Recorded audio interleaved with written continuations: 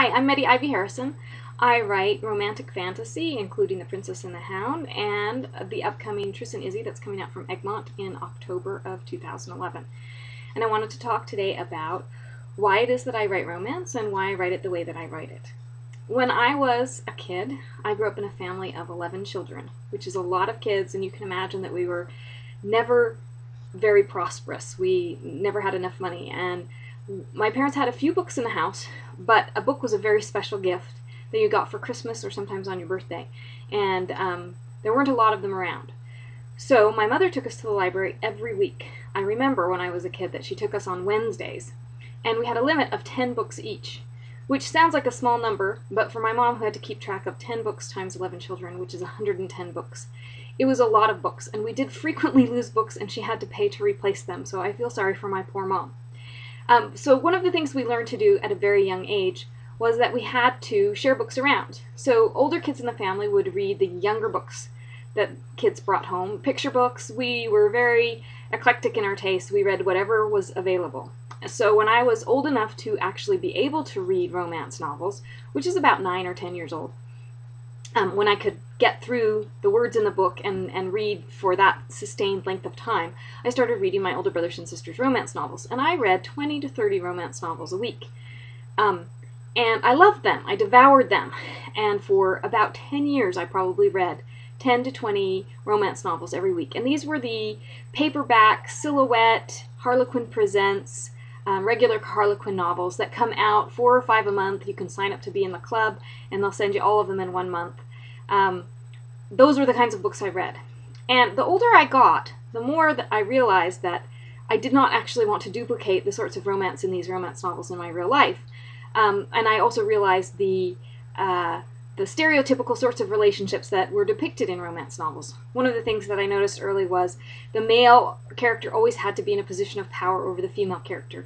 He had more money than she did, or he was her boss. He was a professor, so he knew more than she did. He was more famous.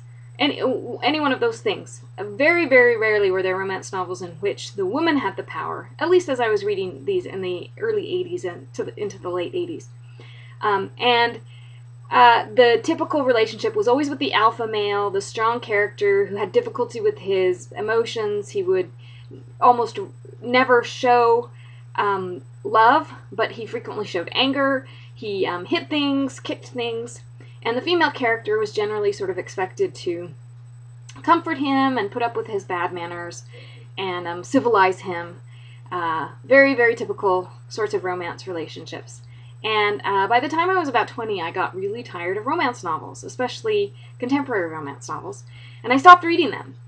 And about 15 years later, I was working on novels of my own, and one of the things I realized was that most of the novels that I read and reread as a reader were novels written by women, whether they were fantasy writers, science fiction writers, or even contemporary writers. I liked the novels that had an element of romance in them, but weren't strictly romance novels per se. They had a strong romance element, and I realized that I wanted to duplicate that in my own writing. So one of the things that I was trying to avoid when I wrote my own novels that had romance in them was that the syndrome of the "are you my mother" that I think happens a lot in contemporary romance, where the characters seem to wander through the world and bump into people, and like the little bird in the "Are You My Mother" by P.D. Eastman, they say, "Oh, are you my romantic lead?" And they seem to meet everybody and see them through that lens. Male characters are always, either the alpha male or, the friend character. And all female characters are either the rival or the friend. And there isn't really any other choice. So I really disliked that about romance. And I also disliked about contemporary romance that the characters didn't seem to have anything else to do. They didn't have ambitions of their own, goals. They didn't have strong interests of their own. Or if they did, they dropped them very quickly after they became romantically involved in somebody else, and they were perfectly willing to go off in another direction with that person. So I think that's one of the reasons that I turned to fantasy and science fiction, because I felt like the characters in those worlds tended to already have magic of their own or some sort of skill of their own, and they were out to save the world. They had a quest, and they were going to have adventure on their own, and they tended to find romance while they were working hard, and they found romance with people who had the same values that they did, same goals that they did, and often were complementary so that they could save the world together.